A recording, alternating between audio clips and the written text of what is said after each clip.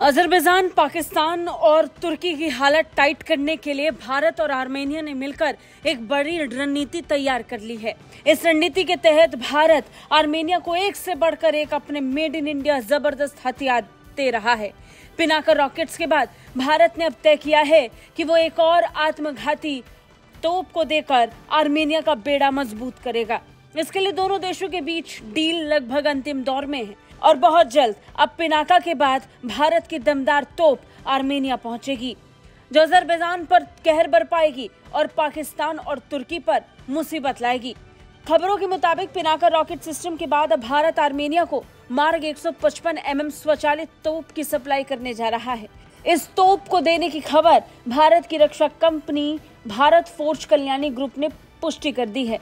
उसने बताया कि उसे आर्मेनिया से एक बड़ा ऑर्डर मिला है। इसके अलावा एटैक्स 155 mm तोप की भी आपूर्ति आर्मेनिया को की जाएगी। आर्मेनिया भारत से एक से बढ़कर एक हथियार खरीदकर अपने बेड़े को मजबूत कर रहा है ताकि अजरबैजान के खिलाफ उनका इस्तेमाल हो सके। भारत भी इसके लिए आर्मेनिया का पूरा सहयोग कर रहा है। भारत और आर्मेनिया में ये तोप समझौता दोनों देशों के बीच रक्षा समझौते में एक बड़ा कदम भी माना जा रहा है। दरअसल आर्मेनिया ने अजरबैजान के हाथों नागोर्नो कराबाख को गवा दिया है और अब उसे अपने इलाके पर भी अजरबैजान के हमले का खतरा मंडरा रहा है। उधर अजरबैजान लगातार तुर्की और पाकिस्तानी हथियारों की मदद से आर्मेनिया को धमकाने और दबाव बनाने पर जुटा है।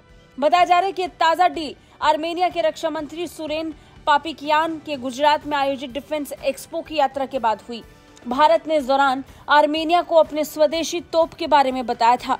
इससे पहले आर्मेनिया ने भारत के साथ 24 करोड़ 50 लाख डॉलर में Pinaka rocket system, anti tank rocket और कई अन्य तरह के गोला बारूद का समझौता किया था।